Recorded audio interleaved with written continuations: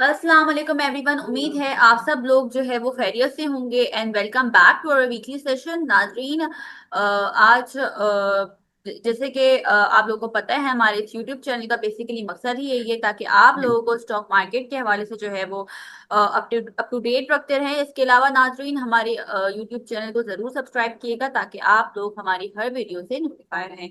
नाजरीन, अपने फ्रेंड्स और रिलेटिव्स को भी ये वीडियो जरूर शेयर किया करें ताकि वो लोग भी जो है अपना फ्यूचर जो है वो स्टॉक मार्केट में सिक्योर कर सकें। और जो है हमारे आप लोग हमारे हम हर वीडियो से नोटिफाई रहे। नाजरीन, जैसे कि आज की मार्केट की डिस्कशन के लिए हमने बशारतुल्लाह खान को जो है वो इनवाइट किया है। Basically he is head of research in spectrum securities और उनका काफी जो है वो पुराना एक्सपीरियंस है स्टॉक मार्केट को लेके। तो हमने आज की मार्केट को की डिस्कशन के लिए उनको इनवाइट किया है। बेसिकली बजट के हवाले से उनसे जो है वो पूछेंगे क्या जो है वो बजट, क्योंकि ईद के फौरन बाद जो है वो 10 जून को बजट है और कल लास्ट जो है मार्केट का, उसके बाद हमारी ईद हॉलीडेज हैं। कल की मार्केट कैसी रहेगी वो भी हम उनसे डिस्कस करेंगे। और आज की मार्केट की भी की जो क्या वजह थी तेजी की, आज क्यों मार्केट जो है वो इतनी तेजी में थी, क्योंकि कुछ दिनों से तो बजट की वजह से जो है वो स्पेकुलेशन थी, जो है काफी र्यूमर्स थे जिसकी वजह से काफी जो है इन्वेस्टर्स जो है वो डरे हुए हैं। लेकिन आज हमने अचानक से मार्केट में एक तेजी देखी, एक बूम देखा। तो क्या वजह थी इसकी, हम बशारतुल्लाह खान से जो है डिस्कस करेंगे। आइए ना, वेलकम करते हैं। अस्सलाम वालेकुम सर। जी अस्सलाम वालेकुम जी। सर कैसे हैं आप, ठीक है? बिल्कुल ठीक। सही सर, सबसे पहले ये बताइएगा जैसे कि आज हमने एक मार्केट में जो है वो तेजी देखी, क्या वजह थी इसकी? और एक पैनिक जो चल रहा था वो हमने आज नहीं देखा, वो नजर नहीं आया हमें। और मार्केट ने काफी जो है वो अच्छा परफॉर्म किया। तो सबसे पहले आज की मार्केट को जो है वो डिस्कस करें। जी, एज सच मार्केट में पैनिक तो नहीं रही है। थोड़ा सा कॉशियस स्टांस था लोगों का, बिकॉज एक्सपेक्टेशन है कि वो टैक्सेस का एक नेगेटिव इम्पैक्ट पोटेंशियली हो सकता है डिफरेंट सेक्टर्स पे। तो वो कंसर्न्स थोड़े से थे, लेकिन अभी जो इंडेक्स में जो इंक्रीज चल रहा है, जिस तरह आज हुआ, almost 50% of the index rise was driven by banking stocks only. जहाँ पे नेशनल बैंक, फैसल बैंक तो वो अपर कैप हुए थे। और बाकी बैंक्स भी कई बैंक्स ने आउट परफॉर्म किया, with except like UBL and Meezan. वो तो इतना ज़्यादा नहीं चले थे, लेकिन वो पिछले महीनों में और टाइम पीरियड में वो आउट परफॉर्म कर चुके हैं। तो banking sector has been leading the market at this point in time. और उसकी वजह, एक आज एक पॉजिटिव वजह ये भी थी कि कुछ जो गवर्नमेंट की निगोशिएशन आईएमएफ के साथ चल रही हैं, वहाँ पे एक जो पिछले दिनों एक रूमर चल रही थी कि there is a possibility of increase in withholding tax on banking deposits. जो भी इनकम होगी, जो इंटरेस्ट इनकम लोग कमाते हैं, उस पर विद होल्डिंग टैक्स बढ़ेगी from 15% to say 20%, or whatever rate they were expecting to, they were targeting to increase. So apparently IMF has raised objection on that. तो उसकी वजह से अब थोड़ा सा मार्केट में ये है, क्योंकि अगर इन केस वहाँ पे बैंकिंग डिपॉजिट्स के इनकम पे अगर टैक्स इंक्रीज हो जाता है, तो इससे फिर बैंकिंग सेक्टर को पे प्रेशर आ सकता था। अब वो चीज़ अगर वो फिर कम हो गया है, तो उसकी वजह से लोग कह रहे हैं कि banking is perhaps one of the few safe sector eight this point in time, जहाँ से डिविडेंड भी एक्सपेक्ट किया जा सकता है, अर्निंग उनकी अच्छी है। तो इसलिए थोड़ा सा इंस्टीट्यूशनल इनफ्लो जो है, हमने देखा है कि कुछ institutions, one segment of institution वो मार्केट में बाइंग में कुछ दिनों से है, और उन्होंने बैंकिंग स्टॉक्स को ही एक्यूमुलेट किया है। तो एक सेंटिमेंट बजट रिलेटेड जिन सेक्टर्स को पोटेंशियली पॉजिटिव इम्पैक्ट आ सकता है, तो वो ज़्यादा चले हैं। एट द सेम टाइम अगर देखा जाए तो मार्केट में काफ़ी चीज़ें अभी भी डिक्लाइन में थी। तो ये पोजीशन थी मार्केट की ब्रॉडली। हम्म। सही, जैसे कि सर बैंक जो है वो काफी अच्छा परफॉर्म कर रहे हैं, अभी आपने जैसे कि बताया। और सीमेंट सेक्टर भी हमने देखा काफी एग्रेसिव चल रहा है पिछले कुछ दिनों से। तो इन दोनों सेक्टर्स में बताइएगा, इन दोनों सेक्टर्स में कोई आपकी स्पेसिफिक टॉप पिक्स हैं कि किन बैंक्स में इस वक्त फोकस करना चाहिए, या सीमेंट सेक्टर के कौन से स्टॉक पे फोकस करना चाहिए? अरे, let's not go into specific. वो तो ज़ाहिर है कि उसमें वैल्यूएशन, वो सारी चीज़ें हम इंडिविजुअली ज़रा देख लेंगे। लेकिन सेक्टर पे outlook, banking sector because of the valuation dividend expectation और अर्निंग ग्रोथ प्रोस्पेक्ट जो है वहाँ पे भी पॉजिटिव है। तो वहाँ पे इनफ्लो अभी है, और लग रहा है कि this sector should out perform. Similarly cement में डिमांड साइड के डायनामिक्स अगले साल में इम्प्रूव हो सकते हैं। ठीक है, गवर्नमेंट ने अभी जो डेवलपमेंट एक्सपेंडिचर पे थोड़ा सा कट किया है, जो अभी तक जो खबरें आ रही हैं कि PSDP allocation will be slightly on the lower side, which is slightly negative as far as cement sector is concerned, लेकिन हमें broader keeping in view interest rates are low in the country, तो demand side positive रहेगी। तो अगले साल expectation है कि domestic demand for cement should be adequate और increase। तो उसकी वजह से और उनके मार्जिन्स भी सही चल रहे हैं। कॉस्ट पुश जो energy sector for example, like उनके एनर्जी कॉस्ट जो है इतनी ज़्यादा नहीं बढ़ी और मार्जिन अच्छे चल रहे हैं। तो सीमेंट सेक्टर के dynamics because of this demand side और बेटर मार्जिन्स, वो अभी तक उनका आउटलुक पॉजिटिव है। मैं पार्टिसिपेंट्स से रिक्वेस्ट करूंगी काइंडली अपने जो क्वेश्चंस हैं वो माइक ऑन करके पूछ लिया करें रेदर देन चैट, क्योंकि चैट में क्वेश्चन जो है वो रीड करना एक हेक्टिक हो जाता है, तो काइंडली। अनाउंस द बजट उस पे ही हम्म। सारा कुछ डिपेंडेंट है। और उस तक क्लैरिटी अभी ठीक है। मार्केट में एक्सपेक्टेशन, स्पेकुलेशन और जो भी इंफॉर्मेशन डिफरेंट सोर्सेज से आ रही है, वो तो लोग उस पर तो काम कर रहे हैं, लेकिन ये है कि actual budget will be announced on hmm. 11th को। तो उसी दिन पता चलेगा। अब उसमें जिस तरह आपने CGT की बात फॉर द मार्केट, सर्टेनली अभी जिस तरह मार्केट चल रही है इसकी, मार्केट अभी उसको यानी एक्सपेक्ट नहीं कर रही।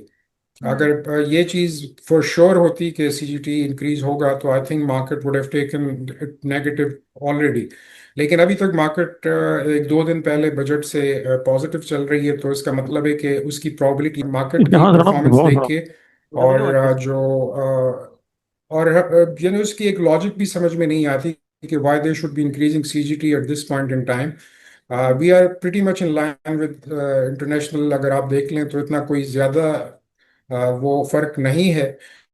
और हमारे डिविडेंड पे जो टैक्स है वो भी 15% है, CGT पे भी 15% है। तो उसको इंक्रीज करना eight this point in time market के लिए वो नेगेटिव होगा। सही। सर, कल की मार्केट के हवाले से क्या कहना चाहेंगे? कल कुछ टॉपिक्स देना चाहेंगे कल के लिए? तो इसमें जो सेक्टर जहाँ पे एक्सपेक्टेशन पॉजिटिव है वहाँ पे तो हम्म। इन्वेस्टर पोजीशन अपनी कैरी करें।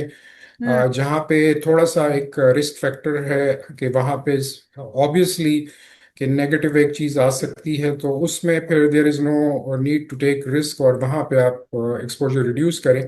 फॉर एग्जांपल लाइक ऑटोज में बात आ रही है कि वहाँ पे कुछ चीज़ें यानी डिफरेंट सेल्स टैक्स से लेके उस पे मेनली वहाँ पे सेल्स टैक्स इम्पैक्ट आएगा। तो prices of cars will increase, तो उससे डिमांड साइड इम्पैक्ट हो सकता है। और प्लस ये है कि अगर वो जो 3 से 5 साल की पुरानी गाड़ियां अगर इंपोर्ट अलाउ होता है, अगर उसको भी मार्केट थोड़ा सा नेगेटिव लेगी। तो ये चीज़ें हैं। तो ऑटो सेक्टर में थोड़ा सा कॉशियस स्टांस है। बाकी सेक्टर में ऐसा इतना कोई नेगेटिव आएगा नहीं। हम्म। लेकिन ये है कि one should be ready for that कि अगर वहाँ पे अभी डायरेक्ट कोई टैक्सेस नहीं लग रहे, नहीं यानी एज लगे। फार एज इनकम टैक्स और वो चीज़ जो है वो तो पुराने जो रेट्स हैं वही चलेंगे। लेकिन इनडायरेक्ट टैक्सेस जिसमें CGT है, है। FED है और इंपोर्ट ड्यूटीज में जो रद्द-बदल होगा उसका इम्पेक्ट आएगा। हम्म। क्योंकि CGT भी जब इंक्रीज होता है तो उसके प्राइस बढ़ जाती है, तो उससे डिमांड साइड पे नेगेटिव इम्पैक्ट आता है। तो initially market take it a bit like negative. और कंज्यूमर के लिए obviously when a product become expensive तो उसकी डिमांड साइड पे नेगेटिव इम्पैक्ट आता है। हम्म। तो these are the things one need to be looking at carefully. As far जिसमें दो तीन चीज़ें मोटी जो चीज़ें हैं उसमें आप इंपोर्ट ड्यूटीज को देखें, सेल्स टैक्स को देखें, हम्म। और कोई रिलीफ वाली चीज़ अगर आती है वो इनकम टैक्स में, बट आई डोंट एक्सपेक्ट कि वहाँ पे कोई मेजर किस्म का रिलीफ होगा। सिवाय एक चीज़ जिसकी प्रॉबिलिटी नज़र आ रही है कि जो इंडिविजुअल्स जो हैं, जो टैक्स पेयर्स हैं, उन पे हम्म। हो सकता है उनको थोड़ा सा रिलीफ मिले।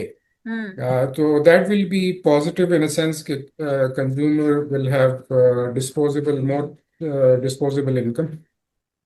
बाकी हमें ऑयल साइड पे जिस तरह बात हो रही है कि उस पे अगर सेल्स टैक्स लगता है पेट्रोलियम प्रोडक्ट्स पे, तो उसकी प्राइस भी बढ़ सकती है।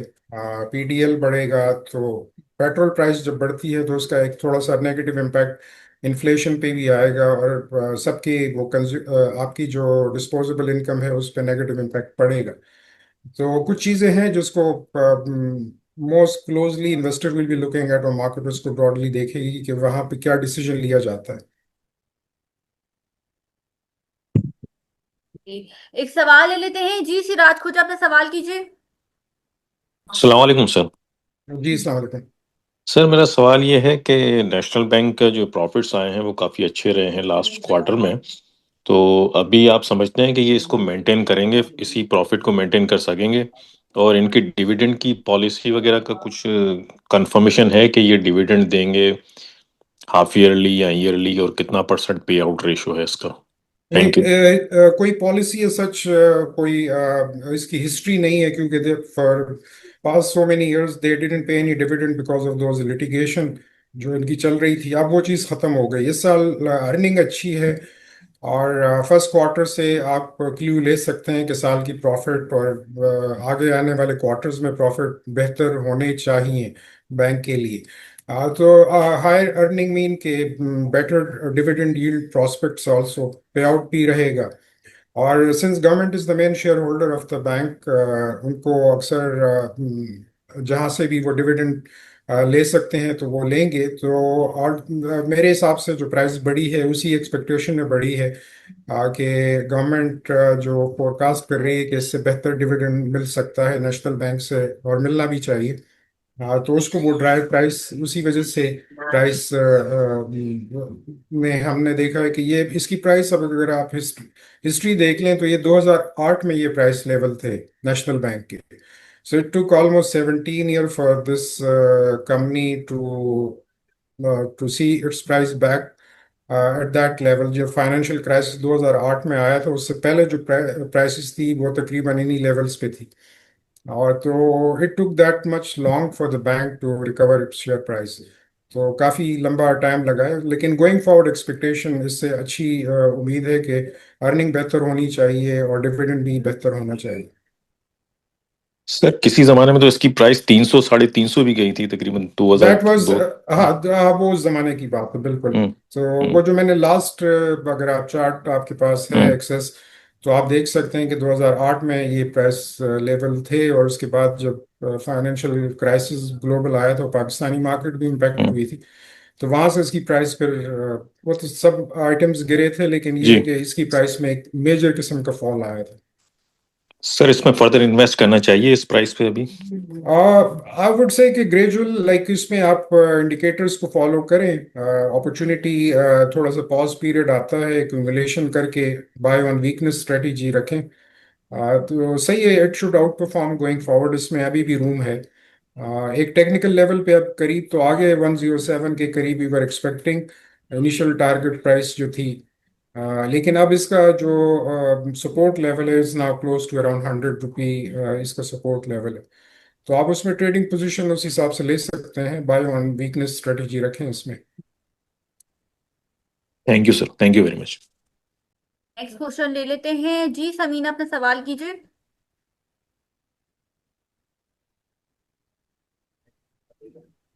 अस्सलाम वालेकुम। जी अस्सलाम वालेकुम जी। सर मैंने पूछना था कि ये डीसीआर जो है, डॉलमन सिटी रेट, मैं इसको फॉलो कर रहा हूँ फरवरी से। कुछ 6-7 रुपए का इसमें गेन है फरवरी से मई के एंड तक। जी मैंने खरीदा नहीं है अभी तक, खरीदने की प्लानिंग कर रहा हूँ। तो इसका ज़रा बता दें ये कैसा है स्टॉक, और इसको लॉन्ग टर्म में और शॉर्ट टर्म में क्या इसमें पैसे डालने चाहिए कि नहीं डालने चाहिए। और दूसरा, बे एक एटीएलएच है, उसका डिविडेंड है अभी 1-2 दिन में, तो क्या उसके डिविडेंड के लिए उसको 1137 उसका रेट है, इस पे परचेज करना चाहिए या नहीं करना चाहिए? Thank you. अच्छा, रीट के इसके डायनामिक्स आप खुद देख सकते हैं। इसकी वैल्यू अभी ऑफ हैंड तो मुझे नंबर एग्जैक्ट याद नहीं, लेकिन एज फार एज इसकी यील्ड, इसको एज ए यील्ड आप कंसिडर करें। इसका क्वार्टरली ये डिविडेंड देता है, कीप इन माइंड। तो whatever they make most of the earning they distribute to REIT holder, जो यूनिट होल्डर्स हैं उनको वो देते हैं।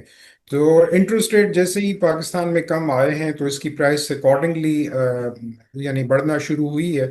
क्योंकि बॉन्ड प्राइसेस जिस तरह आपको अगर इस चीज़ का इल्म हो तो इंटरेस्ट रेट जब कम होते हैं तो बॉन्ड प्राइसेस ऊपर जाती हैं। सिमिलरली रीट्स में भी जब इंटरेस्ट रेट नीचे आते हैं तो रीट्स की प्राइस भी इंप्रूव होती है। तो वो वाली एक चीज़ है कि जिस तरह यील्ड पॉइंट ऑफ व्यू से तो इसमें अब आप डिविडेंड इसका देख लें कि अभी इन्होंने क्वार्टर वाइज कितना डिविडेंड दिया है।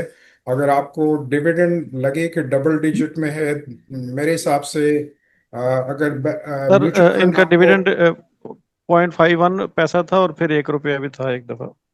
हाँ, तो वो 0.5 है, आपको 2 रुपए डिविडेंड उस हिसाब से। और अगर 2 से 3 रुपए डिविडेंड, अगर यही एस्टिमेट है, प्राइस इसकी चल रही है, तो आप उसी हिसाब से कैलकुलेट कर लें। अगर यील्ड आपको अच्छी लगे कि 12 से 15% यील्ड बनती है इसमें, तो फिर तो प्राइस ठीक है। लेकिन अगर यील्ड वाइज बहुत कम हो जाए, if it falls below 10% yield, dividend yield, तो सर फिर जो मैंने इसको इतनी। देखा है सर, वो ये है कि ये हर रोज ना 15-20 पैसे ऊपर जाता रहता है, स्लो स्लो नीचे नहीं आता, जाता ऊपर ही है। और कर करके ये 21 रुपये में मैंने फॉलो किया फरवरी में, और अभी जून के शुरू में ये 28 पे चला गया।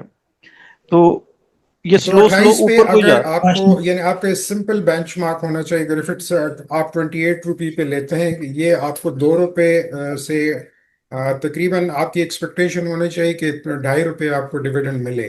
तो आपकी तकरीबन 10 के करीब करीब डिविडेंड आपको मिलेगा। तो उसको जरूर जहन में अच्छा। रखें। अगर आप बहुत ज्यादा अगर यील्ड आप नीचे कर लेते हैं तो फिर आपको अपसाइड कम मिलेगा। तो मेरे हिसाब ये मैं से तो अगर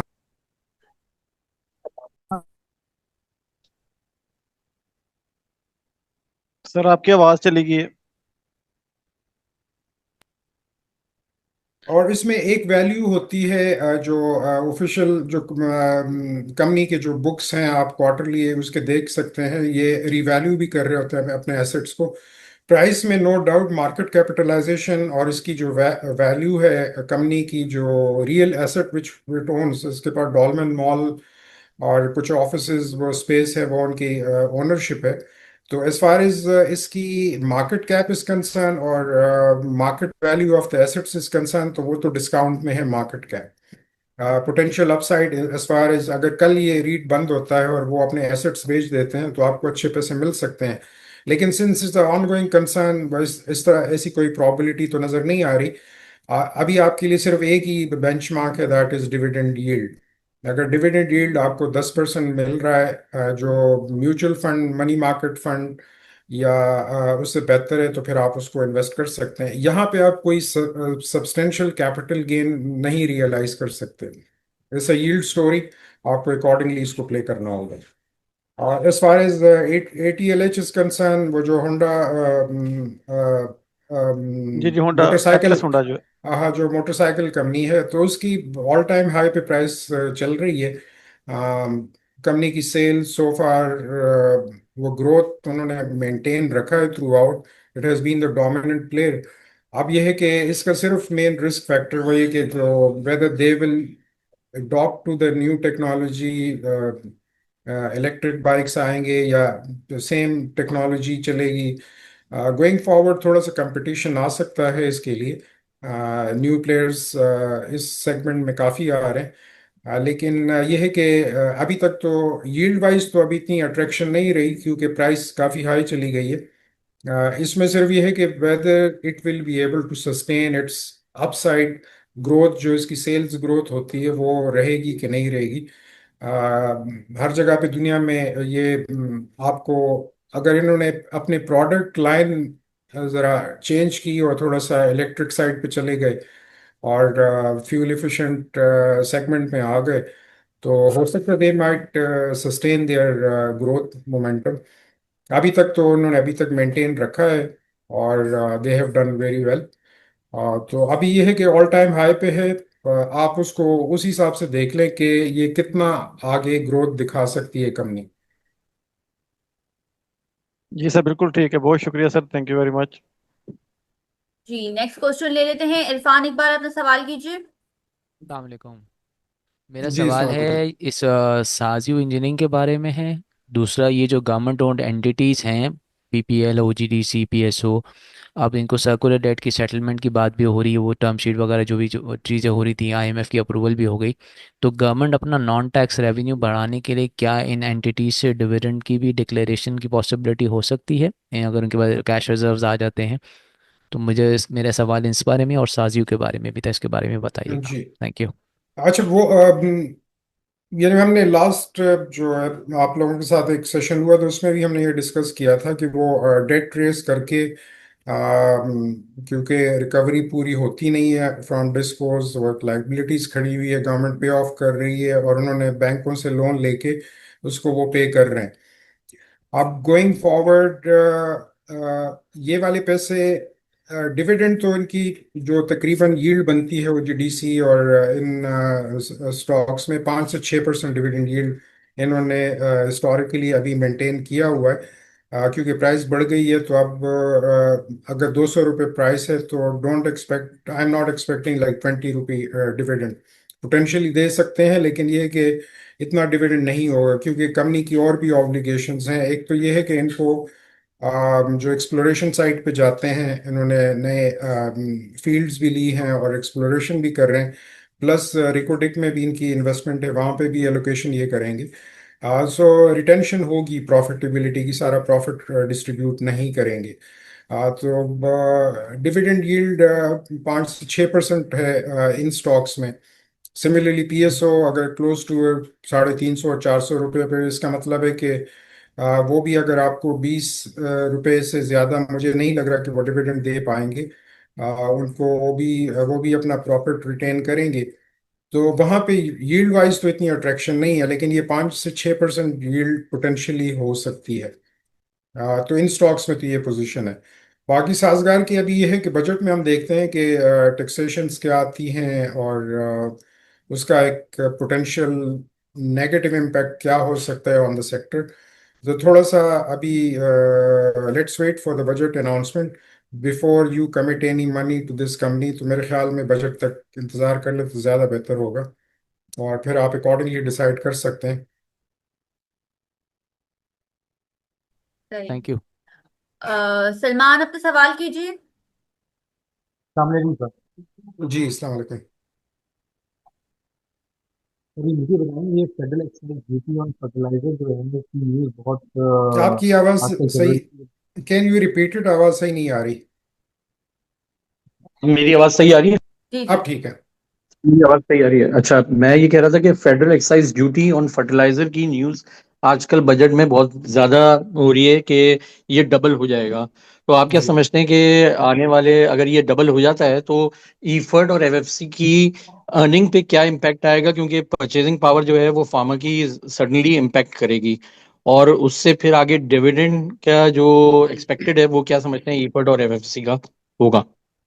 जी, ये बिल्कुल ये this thing is in the news के इस पे एफईडी बढ़ेगा 5% से 10% तक हो जाएगा। तो उसको इस पास थ्रू आइटम।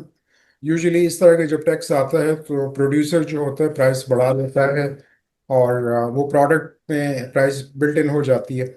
अब ये है कि फार्म इकोनॉमिक्स या फार्म इकोनॉमी आपकी जो है वो अभी तो काफ़ी वीक चल रही है और हमने इसका इम्पैक्ट देखा भी है कि fertiliser off take has declined substantially during the past like 6 month. तो काफ़ी सब्सटेंशियल डिक्लाइन हुआ है। तो उसका एक नेगेटिव फॉल आउट हो सकता है पोटेंशियली और इनके पास इन्वेंट्री रहेगी। अब गवर्नमेंट उसको किस तरह टैकल करती है गोइंग फॉरवर्ड। कंपनीज ने तो डिमांड किया कि हमें एक्सपोर्ट की भी परमिशन मिल जाए। अब वो देते हैं कि नहीं देते लेकिन उसकी प्रोबेबिलिटी भी कम लग रही है कि एक्सपोर्ट की अलाउ करेंगे। लेकिन ये है कि थोड़ा सा demand side will be negatively impacted और इनके पास इन्वेंट्री ज़्यादा रहेगी। तो उसका एक अर्निंग पे पोटेंशियली इतना ज़्यादा इम्पैक्ट वो आपकी प्रोडक्शन पे है और आपकी एबिलिटी टू सेल पे है। अगर इन्वेंट्री रहती है और आप माल नहीं बेच पाते तो ऑब्वियसली उसका एक नेगेटिव इम्पैक्ट कंपनी के कैश फ्लोज पे आएगा और सिमिलरली डिविडेंड आउटलुक भी अकॉर्डिंगली फिर नेगेटिवली इम्पैक्ट होगा।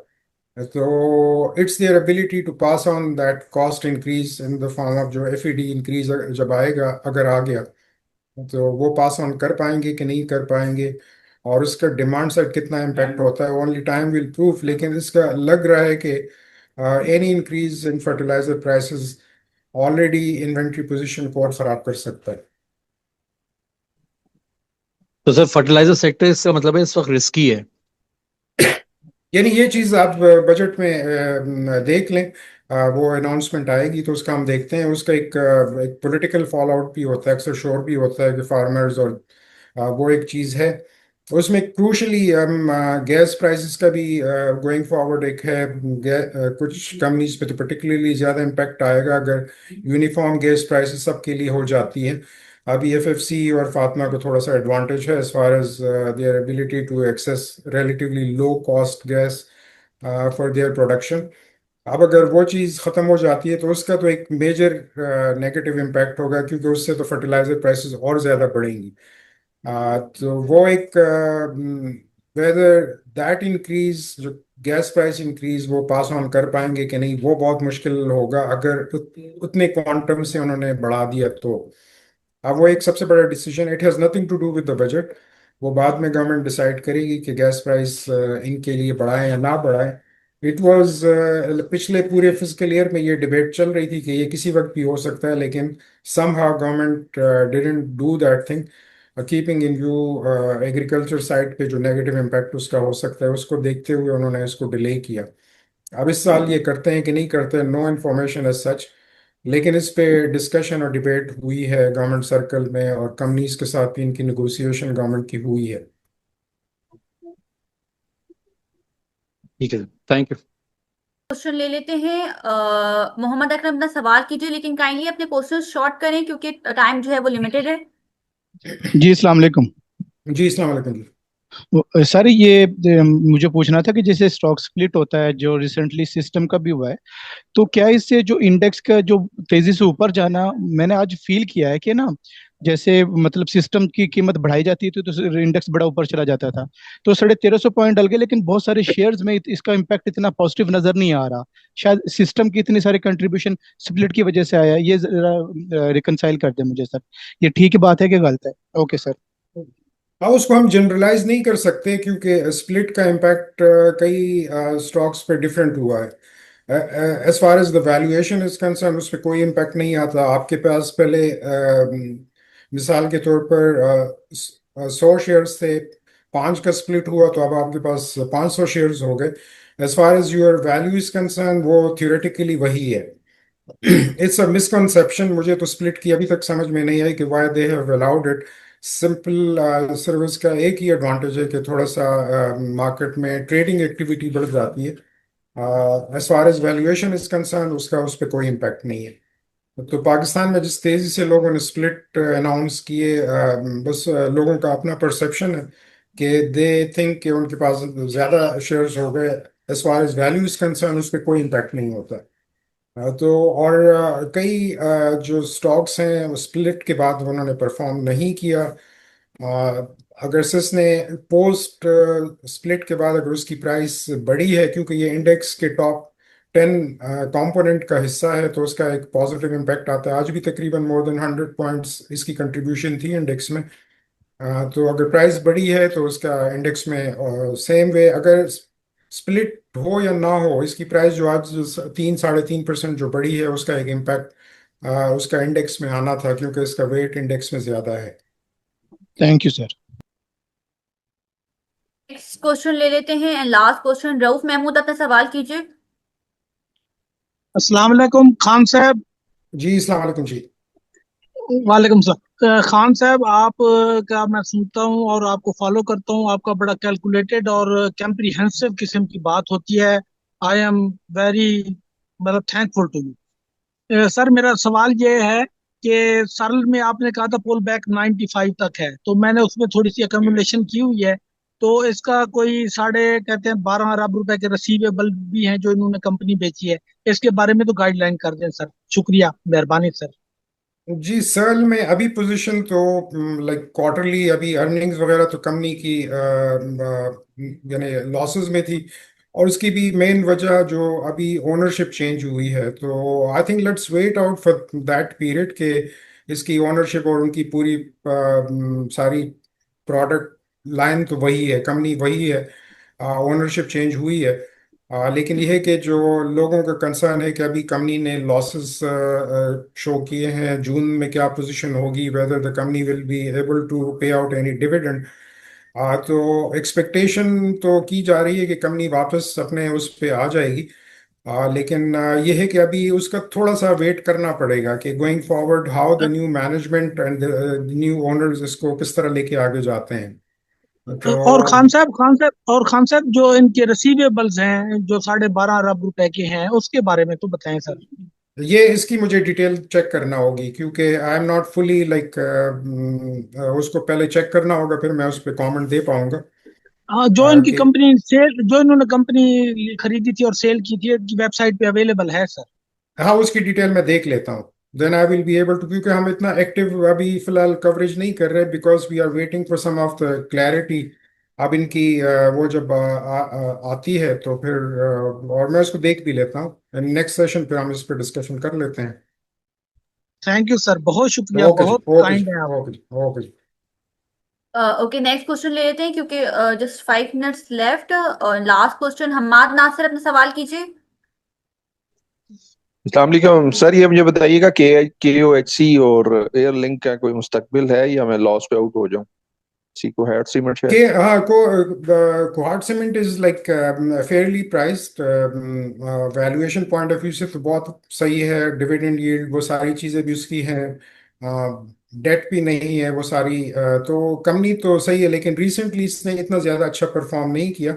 प्राइस जो पीक दिसंबर तक हुआ था उसके बाद थोड़ी सी प्राइस डिप्रेस रही है compare to other cement stock. इसने सबसे पहले आउट परफॉर्म किया था, उसके बाद इसकी प्रॉफिट जरा स्लो रही है, तो आप उसको तो रिटेन कर सकते हैं।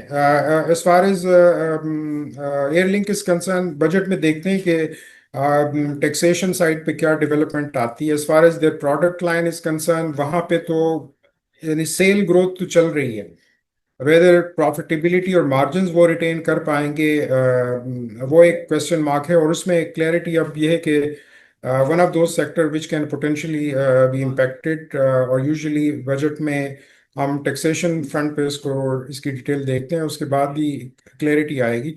तो let's wait for budget and then decide accordingly. Okay, okay, तो सेशन को जो है वो रैप अप करते हैं now. Thank you so much sir, thank you so much, आपने अपना बहुत कीमती वक्त हमें दिया है। Thank you so much participants thank you. में ज्वाइन किया। सर बहुत अच्छा था आपका सेशन, बहुत इंफॉर्मेटिव था। आपका सेशन एज यूजुअल काफी जो है वो काफी जो है जो है वो लोग जो है वो काफी शुक्रगुजार थे आपका, और काफी जो है अच्छे कमेंट्स आए, तभी जो है हम आपको जो है बार बार इनवाइट करते हैं। थैंक यू सो मच नहीं, नाज़रीन। Thank you so much, thank you so much thank you everyone. So much sir, बहुत बहुत शुक्रिया, आप अपना कीमती वक्त हमें देते हैं और जो है मार्केट के बाद जो है फौरन जो है वो प्रोग्राम के लिए रेडी हो जाते हैं। नाजरीन, आज के सेशन से जो है मैं इजाजत लूंगी, अपना बहुत सारा ख्याल रखिएगा सब। नेक्स्ट सेशन में जो है वो फिर हाजिर होंगे एक नए गेस्ट के साथ। अल्लाह हाफिज।